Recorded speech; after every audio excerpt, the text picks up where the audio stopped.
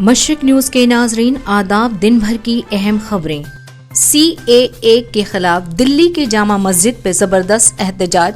UP के 21 शहरों में इंटरनेट सर्विस बंद। मोदी हुकूमत अक़लियतों के डर को बढ़ा रही है, वॉल स्ट्रीट जर्नल की रिपोर्ट। CAA और NRC पर बीजेपी के अंदर उठने लगे सवाल।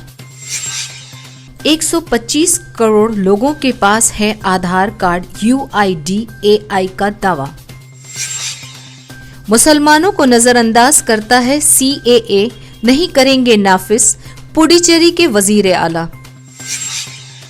भाई को भाई से लड़ाने से कभी मालिक का फायदा नहीं होगा, राहुल गांधी। योगी राज में स्कूली बच्चों को नहीं मिला स्वेटर, गायों को मिल गई जैकेट। दिल्ली समेत शुमाली हिंदुस्तान में शदीद सर्दी, दर्जा हरारत 4.2 डिग्री। कजाकिस्तान के अलमाटी में तैयारा हादसा का शिकार, 14 अफराद हलाक। छोटे पर्दे के हर दिल अजीज अदाकार कुशल पंजाबी ने खुदकुशी कर ली।